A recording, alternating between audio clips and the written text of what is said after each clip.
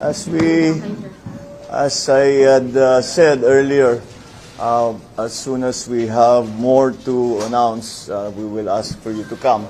So, sandali lang, we are debriefing. As I'm sure you know, nakakatanggap na ako ng mga congratulatory messages from different heads of states. Nakausap ko na ang unang nakatawag sa amin ay yung US, the President Joe Biden, and China, President Xi. Nakausap ko namin also the Japanese Prime Minister Kishida. I even spoke to the outgoing Prime Minister of Australia, PM Morrison, who just went through an election also. So, marami na talagang nangyayari, marami na talagang we are already being recognized. This new administration is being already recognized. Mukha namang walang problema sa recognition. Maybe the comfortable margin that we enjoyed during the election has a part to play with that. In connection of that, today I met with three ambassadors, the ambassador of South Korea, the ambassador of Japan, the ambassador from India, and now the head of station of the United States, where we were able to discuss many of the things that how we are going to handle the next few years in terms of our relationships with the different countries. Ang aking lang laging pinapaalala sa kanila, sinasabi ko, palagay ko, sa pandemyang ito, ang recovery ng lahat natin ay hindi kakayanin ng kahit isang bansa, kahit gaano kayaman. Kailangan the partnerships will be the one that will bring us to keep the global economy at least as stable as is possible, and will give us the opportunities for us to take advantage of the opening of the global economy. So I think that we were all in agreement that that is going to be the situation. Specifically in Japan, with the Japanese ambassador, we spoke about some of the ODA projects that JICA ODA that possibly we can pursue. At marami siyang ipinakita sa amin na mga possibilities in terms of infrastructure, in terms of transportation infrastructure, in terms of the usual horizontal infrastructure, and also of employment, where he would like to see an increase. Japan would like to see an increase of employment of Filipinos in Japan. So that we will pursue those opportunities further. With the ambassador of South Korea, napag-usapan namin yung IT, digital communication, because South Korea is still considered to be one of the best in the world when it comes to IT. And I said, kung sana matulungan mo kami diyan. Pinag-usapan din namin with the South Korean ambassador, napag-usapan din namin yung offer nila at yung nakapunta na rito ng mga expert na nuclear power para tignan ang Bataan Nuclear Power Plant para makita kung ano ba ang maaring gawin. Pwede pa bang ituloy o kailangan na magtayo ng bago? What are the things that we will have to do? So, binuhay namin ulit ang diskusyon na yon. Although they have come before, we will now study their recommendations and their findings, and we will see if it can still apply. Because as we have been talking about all through the campaign, isa sa pinakamalaking problema is the supply of power. If we are going to industrialize post-pandemic, we are going to go through rapid industrialization, then the power sector must be ready for that. And the problem with in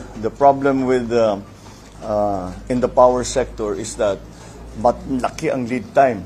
Kahit na siguro yung pinakamaliit na planta, 3 years yan. Minimum. 3 to 5 to 7 years. But kahit na hindi aabutan ng administrasyon ko, we still have to start somewhere. So we spoke about that, and some of the other security concerns for the region. Siyempre, North Korea is of continuing concern to South Korea, and the stability in our area is something that we had also discussed. With the ambassador from India, we hit upon, he had three very interesting programs that they are instituting in India that I think might be applicable in the Philippines. And we again agreed to go into these different areas in greater detail. Number one, of course, is agriculture.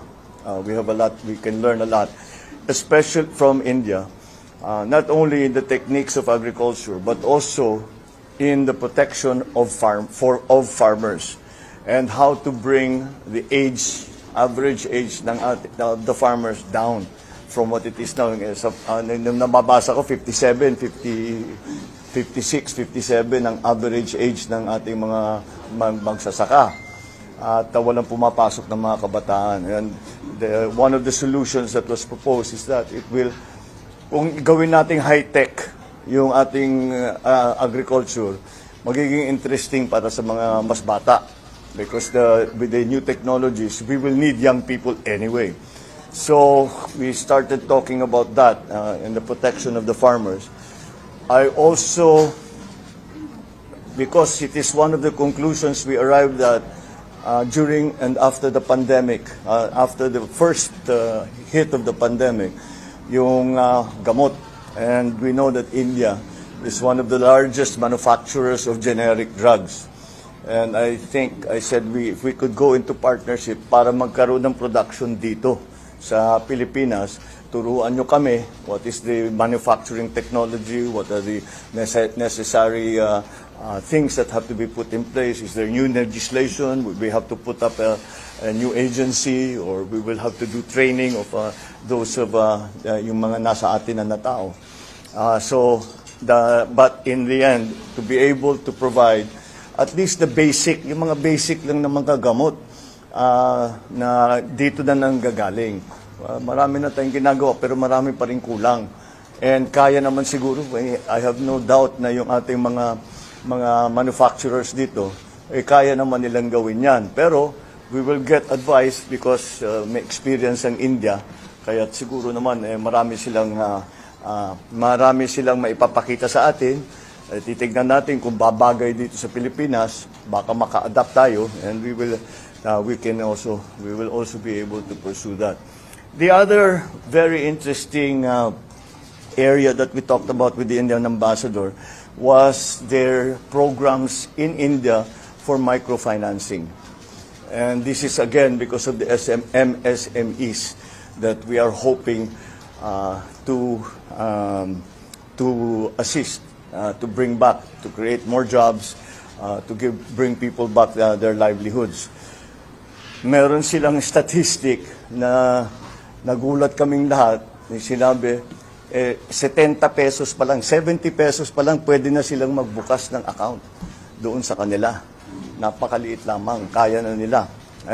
So sabi ko, will you please send me material?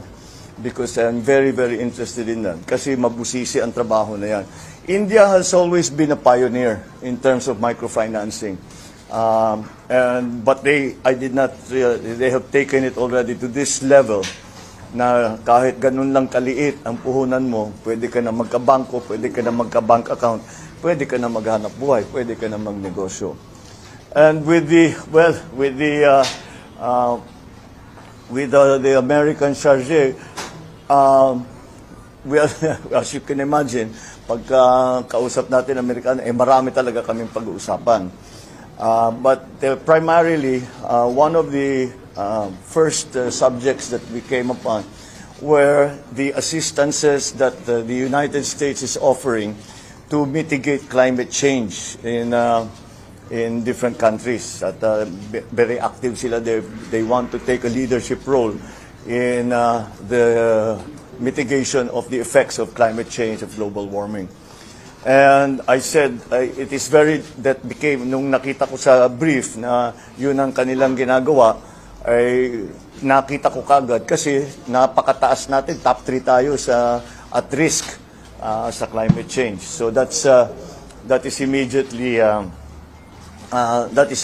of great interest.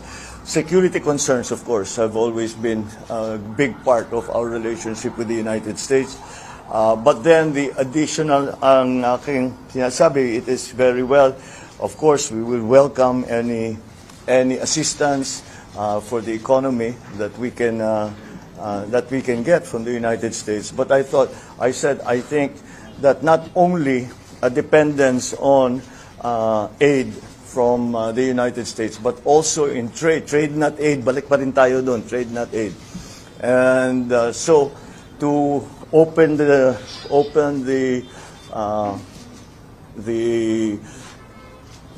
government, the bureaucracy, this administration, to the possibilities of private partnerships, joint venture from the Philippines and with the American. Marami naman tayong history sa ganyan.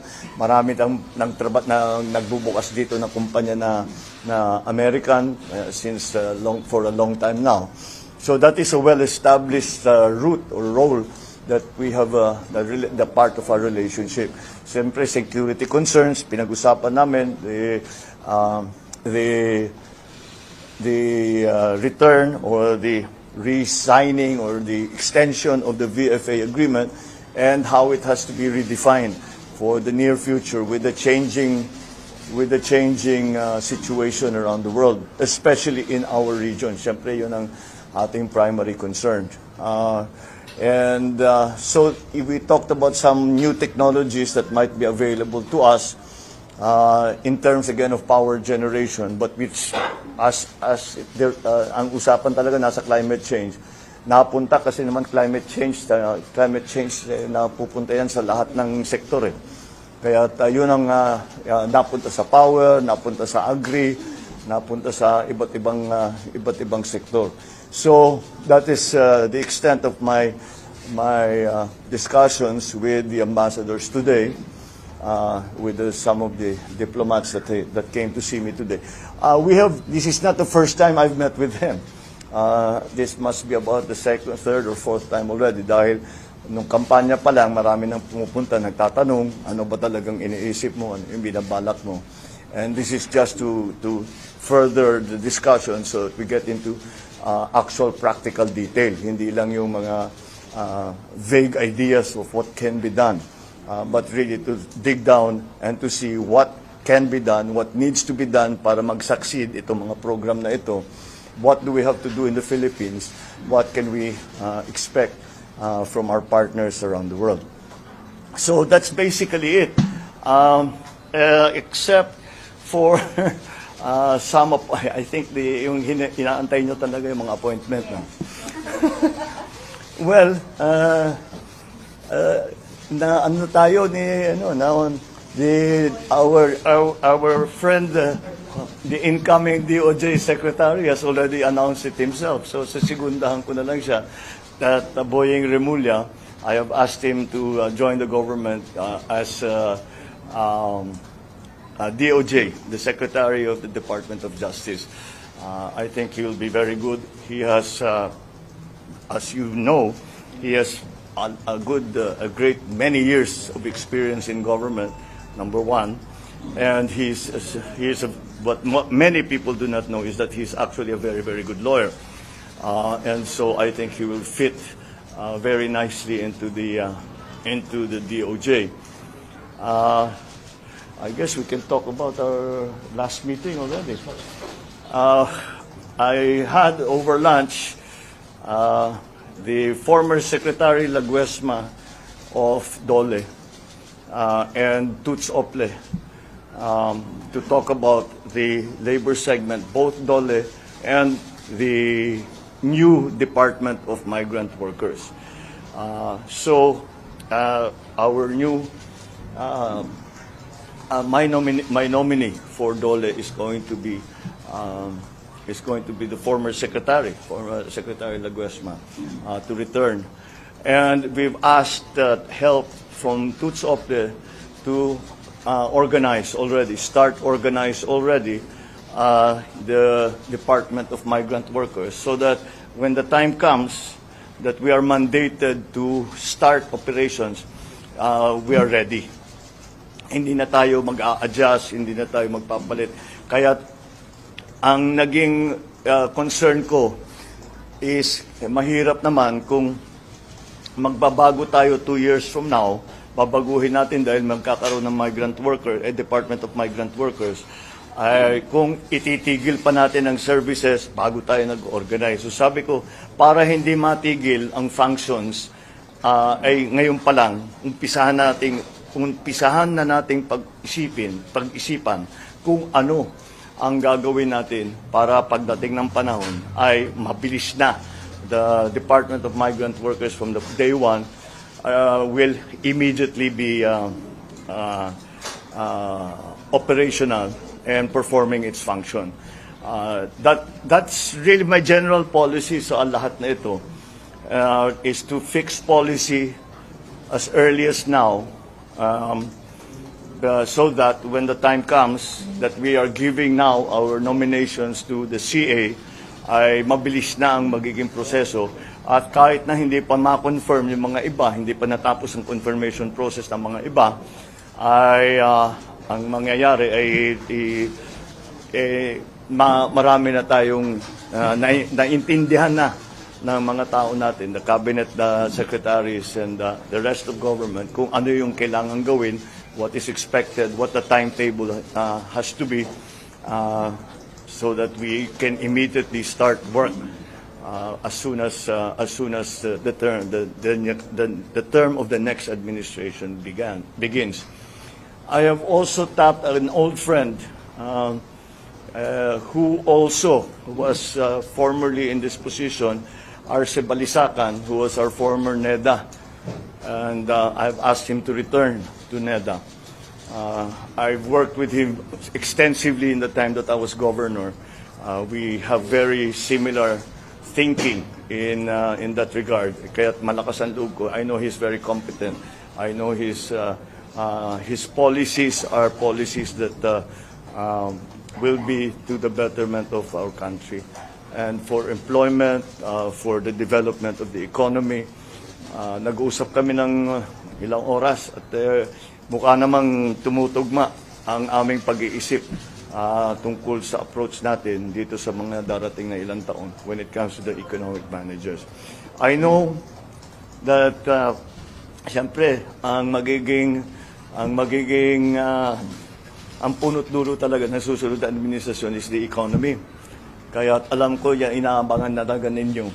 Allow me in maybe a few more days for me to be able to announce formally who will be part of the labor sector is going to be very much part of any redevelopment and recovery of the economy. So that's part of it. NEDA, obviously. Sa NEDA, having come from governor, sabi ko dapat ibalik natin yung primary function ng NEDA. NEDA, you have to remember, is the National Economic Development Authority. And the process has always been that the provincial development councils will forward their recommendations to the regional development council, which will forward their recommendations to NEDA. Hindi na nasunod yun. Kailangan natin maibalik because, again, being a proponent of local government, we need to hear from local governments so that what we do at the national level is relevant to the needs and the concerns of local government. So that's it for now. I think that's enough to be getting on with. We're working very hard on the other departments, and dahan-dahan naman. We are beginning to fill the positions. I still have to talk to them, some of our proposed nominees, and we have to understand na nagkakasundo kami sa polisiya. Kasi kung di naman sila mag-agree, mahirap naman masyado yun. So we will continue to discuss with them. And should they agree, umpisahan na namin ang mga planning para diyan. So I wanted, technically talaga, dapat after proclamation itong mga announcement na ito. Pero I know na maraming hindi na makapag-antay dahil nga napaka-importante itong mga appointment na ito. But allow me the luxury of a few more days and we will be able to announce more. At the moment, siyempre nakaabang na kami sa canvassing. My best information is that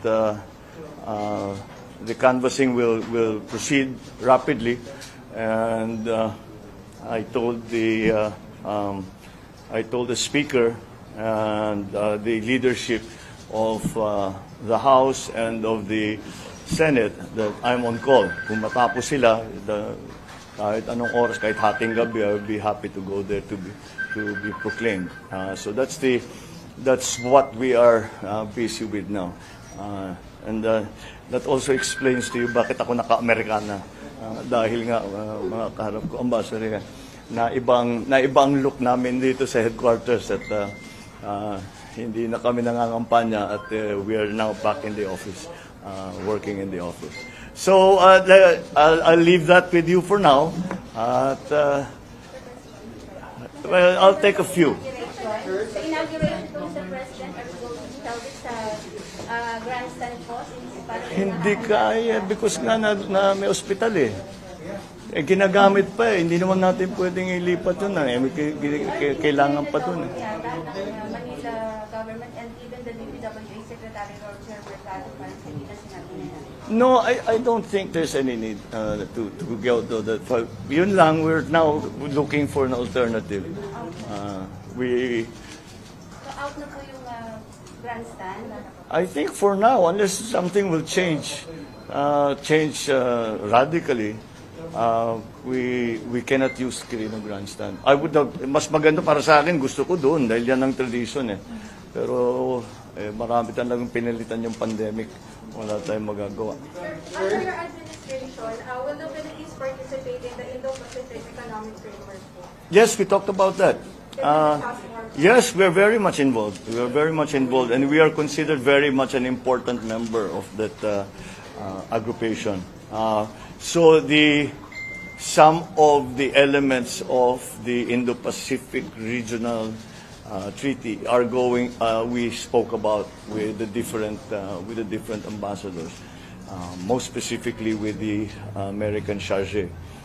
So yes, we will be involved in that.